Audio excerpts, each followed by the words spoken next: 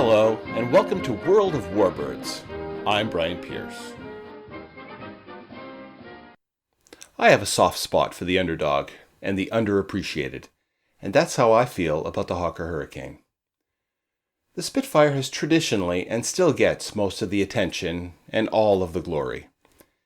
If you asked an average Joe about the Battle of Britain, I wonder if he would mention the Hurricane at all. It is my intention, in this episode, to dig out the truth, dispel the myths, and hopefully get us to all better appreciate the underappreciated Hawker Hurricane. Design and development. The Hawker Hurricane got its beginning in 1933 with an initiative posed by the Directorate of Technical Development, which was a department of the British government which provided guidance and encouragement of scientific and industrial research. The initiative was to move away from biplanes to monoplanes. Hawker's chief aeronautical engineer, Sidney Cam, is mainly credited with taking this challenge to reality in the guise of the Hurricane. Before we get to the details of the Hurricane's design and development, we should take a quick look at the career of Sidney Cam. Cam was born in 1893 in Windsor, Berkshire.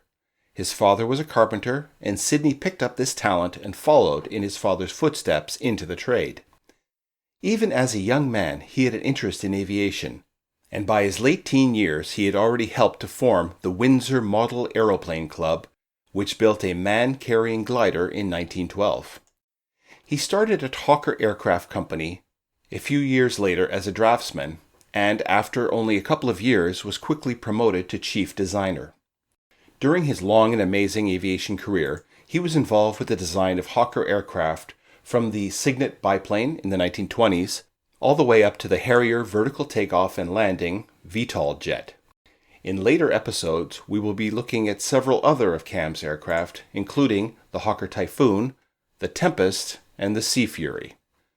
But now, let's get back to the development of the Hurricane. In designing the new aircraft, Cam decided to start with a known design and progressively build from there. He started with the Hawker Fury, and as such, this new unnamed aircraft was known as the Fury monoplane. The Fury definitely has a family resemblance to its progeny. Imagine a Hurricane, but with two staggered wings and fixed gear, and most photographs I've seen show them colored silver. I'll put up a picture on the Facebook page to show you what it looked like. It was powered by a V12 Rolls-Royce Kestrel engine. Hawker built about 275 of them, and although they were all withdrawn from British squadrons by the start of hostilities, some were still being used by the Royal Yugoslav Air Force in 1941, and went head-to-head with the Luftwaffe's Bf-109s and 110s, and you can guess the results of this lopsided match. The obsolete Furies were slaughtered. But back in 1939, Cam took the basic Fury design, upscaled it, got rid of the top wing, enclosed the cockpit, and added retractable undercarriage.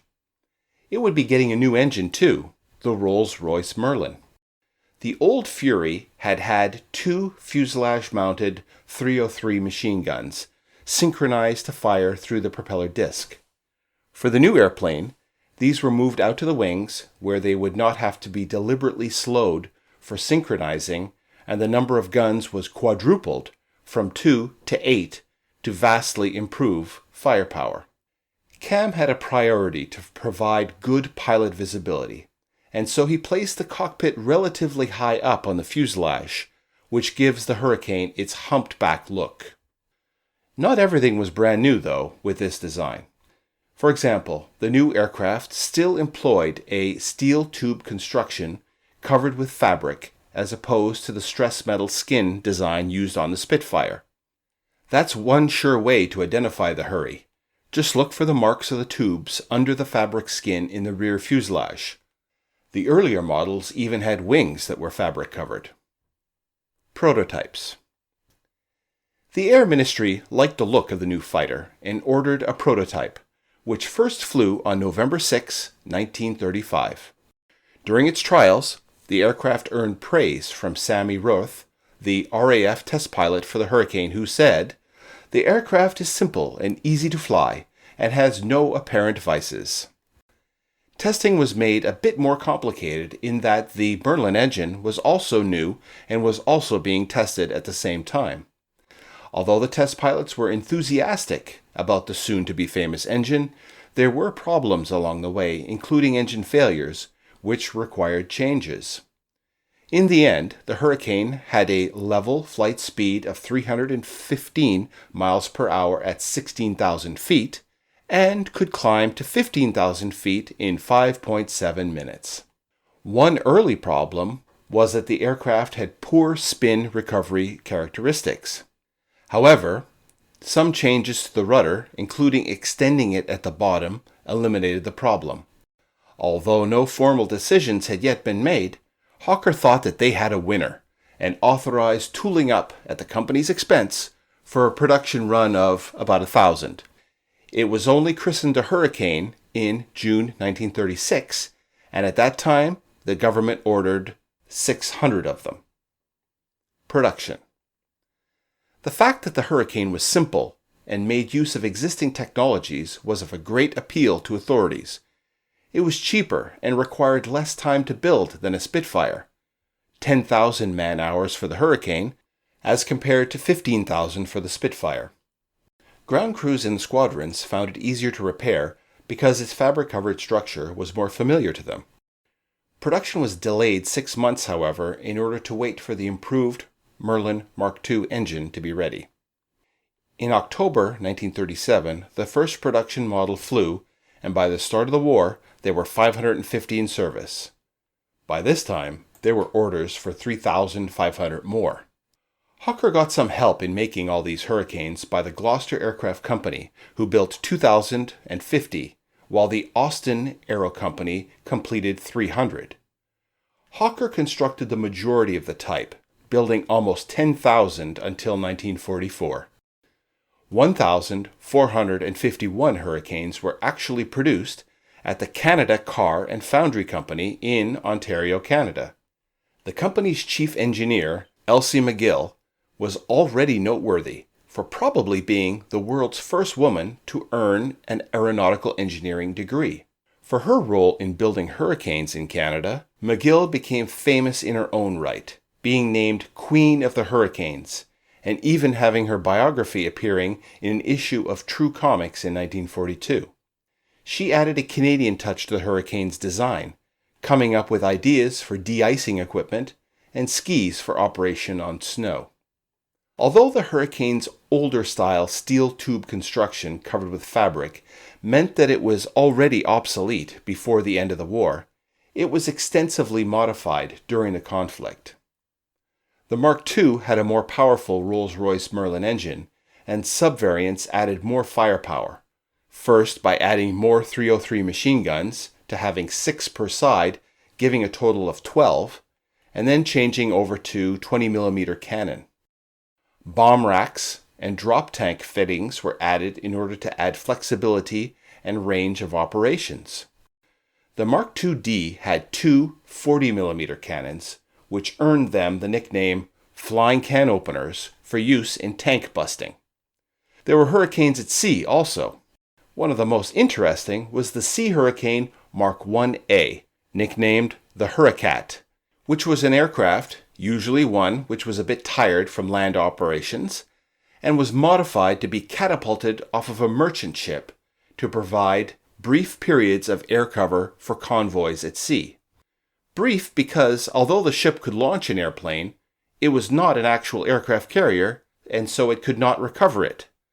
So once the fuel was out, the pilot would either have to land at a land base, if he was close to land, bail out, or ditch. This Wile E. Coyote-like design was used 8 times, and those Hurricanes got 6 kills. Only one of these Hurricat pilots was lost, and that was when his Hurricane unfortunately broke up during the catapult launch. Sea Hurricanes Mark I-B through Mark II-C were true navalized aircraft with catapult equipment and arrestor hooks for use on actual aircraft carriers. Before we look at operational history, let's take a short break. Operational history. In the lead up to the war, several shortfalls of the Hurricane were discovered and being addressed. One was the fixed pitch propeller. The pitch was fixed for high-speed flight, which meant that the prop was inefficient at low speed and required a long takeoff roll. Imagine starting to pedal a bicycle from stopped in a high gear. It takes a lot of work and time to get going. Changing the prop to a row-tall, constant speed prop cut the takeoff distance in half, which would certainly prove useful when scrambling during the Battle of Britain. Also, it was decided that aluminum wings would be able to handle stresses better and were rated to be able to dive faster, so Hawker designed metal wings that could be swapped out in just 3 hours. They were mainly all changed out by the time of the Battle of Britain. The Phoney War was the 8-month period at the start of World War II, but prior to the Battle of France. Squadrons of Hurricanes and other RAF aircraft were sent to France as part of the BEF, the British Expeditionary Force. When the French government requested even more fighters from the British, Air Chief Marshal Sir Hugh Dowding, Commander-in-Chief of RAF Fighter Command, suspected that Britain might be soon fighting for its life, hoarded his supply of Spitfires, and sent more Hurricanes instead. The Hurricane drew first blood of World War II on 21st of October 1939, when A Flight of 46 Squadron took off from North Coats Airfield and hit a formation of 9 Henkel HE-115B floatplanes on anti-shipping duty in the North Sea.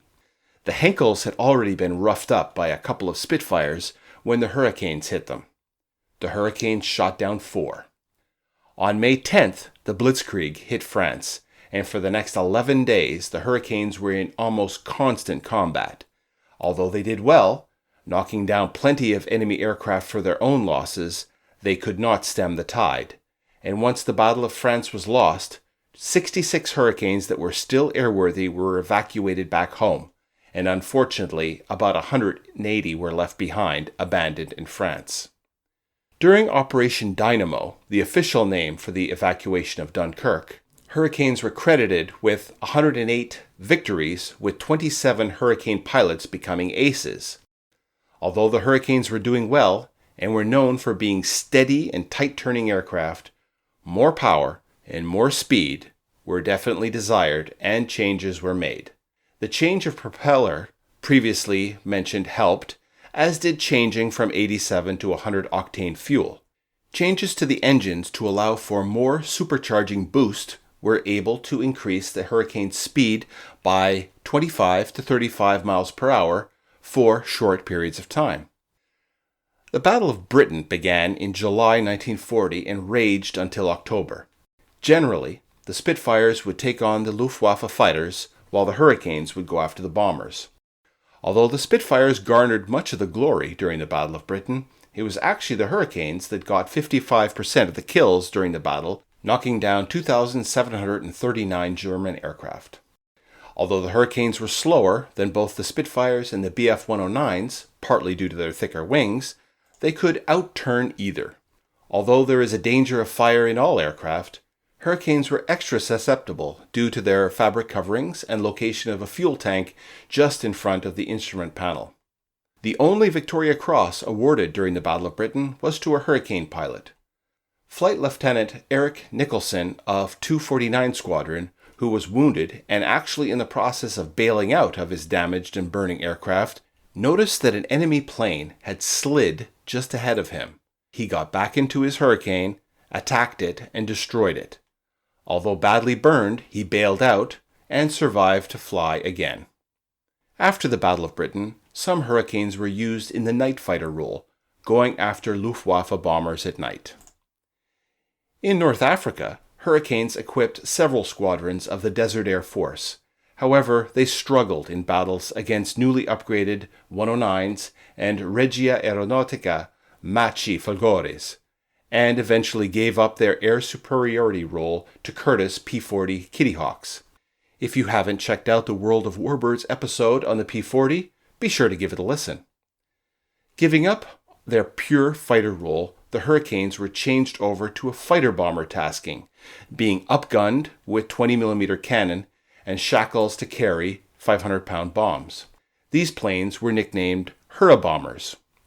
Hurricanes played a major role in defending Malta, bearing much of the brunt of that battle. 2,952 hurricanes were sent to Russia. The Russians did not love the hurricane, finding it slower, undergunned, and generally inferior to German and their own fighters. Hurricanes also fought against the Japanese, although they struggled against the fast and more nimble Japanese fighters. By 1943, the Hurricane was no longer capable to be the front-line air superiority fighter that it had been designed for, but it continued in secondary roles and as a fighter bomber. Its older style construction just didn't allow it to be upgraded beyond a certain level. Besides, Hawker was working on another aircraft, a replacement for the Hurricane with another stormy name and history, the Typhoon. Pilots. One famous pilot who flew the Hurricane, and who is actually my personal hero, is Group Captain Sir Douglas Robert Stewart Bader. Bader joined the RAF in 1928 and was always a daredevil, participating in motorcycle and car racing while also learning to fly airplanes. He first flew on September 13th and soloed on the 19th after only 11 hours of dual flight. In July 1930, Bader was commissioned as pilot officer into No. 23 Squadron RAF, which flew Gloucester Gamecocks and Bristol Bulldogs. He continued and expanded his reputation of being a daredevil by doing aerobatics, sometimes at dangerously low altitudes. Finally, his luck ran out on 14 December 1931 when Bader attempted some low-flying aerobatics at Woodley Airfield in a Bristol Bulldog. His wingtip hit the ground and his airplane crashed. He was rushed to hospital where both his legs were amputated, one below and one above the knee. Now, for most men, this would mean the end of a flying career. However, Douglas Bader was not most men. After recovering, Bader began a long, difficult, and painful effort to become accustomed to his new artificial legs. He wasn't satisfied to simply learn to walk again, and with time he was able to drive a modified car, play golf, and even dance. However, what he really wanted to do was get back in the air, and he got his chance in June 1932 when he took off in an Avro 504 biplane and flew satisfactorily. He passed his medical examination, which declared him fit for service. However, he must have been bitterly disappointed when, the next year, he was invalided out of the service because the King's regulations just didn't allow him to serve with artificial legs. Although he kept busy getting a job with an oil company, Bader never gave up trying to get back to flight status with the RAF. If the Second World War had not broken out, perhaps he never would have. However, with the start of that conflict, there was such a desperate need for pilots that somebody decided that perhaps the King's regulations could be bent just a little for Bader. In October 1939, he began his refresher courses, got back into the air in another Avro 504, and then moved up to Ferry Battles, Miles Masters, and then finally to Spitfires and Hurricanes. At this point, Bader was simultaneously, officially, fit for flying, while drawing a pension for being 100% disabled. Bader's artificial legs actually proved to be advantageous in a couple of ways. It was thought that he could stand more G-forces because of them. Pilots black out during high G maneuvers as the blood runs out of their brains and pools down in the legs. Bader didn't have this problem as he had no legs. Also, he actually crashed a Spitfire during the phony war period and crushed his artificial legs. If they hadn't been fake, he would have been badly injured. In June 1940, after the fall of France, Bader took over No. 242 Squadron, which was equipped with Hurricanes and was also mainly composed of Canadian pilots, many of whom were not in good morale after having suffered heavy losses in France. Bader's overwhelming personality and his forcefulness got the squadron operational again and ready for Britain's fight for air supremacy during the Battle of Britain. On July 11th, Bader got his first victory with his new squadron, knocking down a Dornier DO-17 which crashed into the sea. In August, Bader repeated that performance, and in September, he claimed 2 Bf-110s. During that fight, Bader's Hurricane was badly damaged and he nearly bailed out, but he ended up sticking with his aircraft.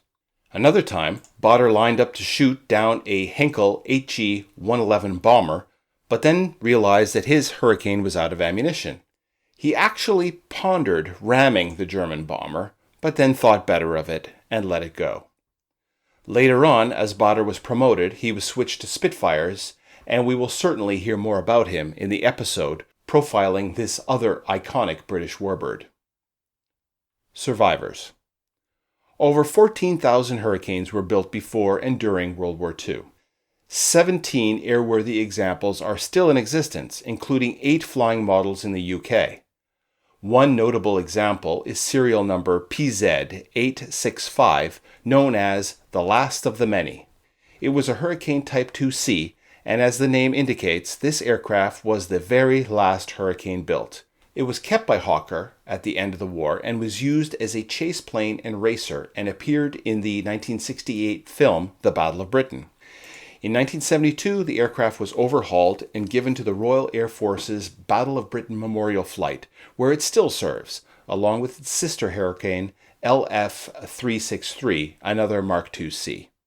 Vintage Wings in Gatineau, Quebec, has a flying model, a Hurricane Mark IV, painted in the markings of RAF 6 Squadron, the Flying Tin Openers, referring to their tank-busting and ground attack role. Many Canadian pilots flew the cannon-equipped tank buster variant with 6 Squadron on operations in North Africa. So, what's it like to fly a Hawker Hurricane? What better way to experience it but to go along with Rob Erdos of Vintage Wings of Canada? I'll read now from his account in the Vintage News entitled Flying the Hurricane. Parked on the ramp, the Hurricane evokes a mixed sense of frailty and terrific solidity. Beneath a fabric-covered exterior is a tubular truss structure like a bridge. The wings are not just thick, but seemingly fat, as if it had just eaten something. It's a big airplane. The long climb to the cockpit starts by pulling a stirrup-shaped step from the lower fuselage. This, in turn, pops open a handhold, as if the aeroplane were extending me an invitation. Climbing over the tall canopy sill, my first impression was an immediate sense of sympathy for anyone who faced combat from that cramped cockpit. The canopy frame gives the impression of peering from inside a birdcage. There are blind spots big enough to hide, well, a Messerschmitt. The Merlin starting procedure is reminiscent of prodding awake a dragon. Preset the levers and knobs. Select the magnetos on. Press both the booster coil and starter buttons, and the big propeller starts slowly to turn. There will be rumbling and smoke. The engine is often indecisive at first, and you may need to turn on the boost pump in order to keep it running. With perseverance, you are rewarded with the smooth, seismic rumble of an idling Merlin. Taxiing the Hurricane is painless once you become accustomed to the pneumatic lever differential braking system. A bicycle brake lever at the top of the spade grip routes air to the brakes, and pedal movement determines the amount of differential braking. Very British. The Hurricane sits placidly upon its wide landing gear, the tail firmly planted behind you. Ground handling is easy, with none of the nose-over anxiety that attends taxi and run-up in the Spitfire. The engine temperatures quickly stabilize, allowing an unhurried run through the takeoff checklist. Word of warning, set the throttle friction to maximum. Now, do it again using both hands. Ready to roll? One wisely opens the throttle slowly on an old fighter to ensure that your feet are ready to counter the propeller's directional wanderlust. The rudder is generous in size and awash in Merlin-motivated airflow, so tracking the center line during takeoff is easy. We perform reduced power takeoffs for engine longevity. However, a hint of right aileron is still good medicine against propeller torque. Upon opening the throttle, the first of the Hurricane's personality traits asserts itself. It is loud. Perhaps it's the fabric skin, or that the pilot sits quite far forward, but it's loud even by Merlin standards. There is sufficient propeller ground clearance that normal takeoffs may be done from the 2-point attitude. It's nice to see where you are going. Try that in a Spitfire and you will likely leave propeller tips in the runway. When the Hurricane is ready to fly, it's wise to be decisive about it. The maximum undercarriage speed is a ridiculously low 104 knots, requiring quite a zoomy pull-up to get the wheels in motion before exceeding the limit. This is a busy period. Upon liftoff, you give the brake lever a squeeze to stop the main wheels turning, then change hands on the spade grip. The undercarriage is controlled by a unique H-shaped lever mounted on the lower right cockpit sidewall. The lever controls both flaps and undercarriage. Okay, grab the lever and move it upwards on the inboard side to raise the undercarriage. At this point, something will begin to attract your attention as the roar of the Merlin begins to subside. Throttle friction. It creeps. You were warned. Quickly change hands on the spade grip to allow a jab of the throttle back to climb power, plus 4 pounds of boost, and then set the propeller to 2650 RPM for the climb. Easy, no? Upon my first takeoff, I believe I discovered why they call it a hurricane. Normal takeoffs are performed with the canopy fully open to enable escape in the event of an engine failure and rollover. Airflow trying to negotiate the corner around that steep, blunt windscreen is torn to turbulent shreds. The wind and buffeting in the cockpit are horrendous. The first takeoff was accompanied by peals of helpless laughter as my map, checklists, and test cards swirled around the cockpit and the loose ends of my parachute and harness straps beat upon my face. Needless to say, I have learned and everything is securely stowed for takeoff. My first airborne impressions of the Hurricane were a bit of a surprise. It's, well, wobbly. During maneuvers, the Hurricane is heavy but pleasant. Rudder coordination isn't optional, but not uncharacteristic of its vintage. Attempts at trimming the aeroplane are never fully satisfactory, and you can't really take your hands off the stick for very long. The control forces are quite high, a situation not aided by horrendous amounts of control system friction. In this regard, comparisons are inevitable. Wartime lore has it that while the Spitfire was more agile, the Hurricane was more of a stable gun platform. Sorry. In terms of classical stability, the Spitfire wins by a small margin on all counts. Nevertheless, the Hurricane's firm control gives it a sense of solidity that would complement an adrenaline-charged young fighter pilot. Flying the Hurricane is certainly work, but it's not that hard work. So why, after 30 minutes in the cockpit, am I dripping with sweat? Gosh, it's hot in there. The engine, oil, and coolant radiators are mounted in the bathtub structure beneath the fuselage, with all of those hot fluid lines running down both sides of the cockpit interior. Consequently, it gets mighty hot. Of course, you could open the canopy. It's a choice between being swirled or poached. My preferred compromise is to crack the canopy open about 6 inches. A normal approach starts with a fighter-style overhead brake. I always look inside for a moment to ensure that I work the silly H-shaped lever in the right direction. Inboard for undercarriage, outboard for flaps. Undercarriage and flap extension are both just slow enough to always raise a pucker of concern. Expect a big trim change with flap extension, and it's normal to run out of aft elevator trim on approach. Elevator effectiveness is poor in the 3-point attitude. Leave a trickle of power through the flare or it will drop out from under you. The landing is almost, pardon the pun, a bit of a letdown. It's easy. The Hurricane's undercarriage is wide and soft, and the directional stability and response allow adequate tracking through the rollout. Compared to the Spitfire, there's even enough download on the tail to allow some use of brakes. The Hurricane is now a 70-year-old design and represents an era when the monoplane fighter was still being invented.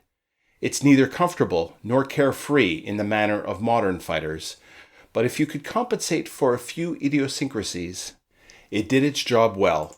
Even today, the Hurricane has a lot to teach us. So, in closing, does the Hurricane deserve its underdog reputation? Probably.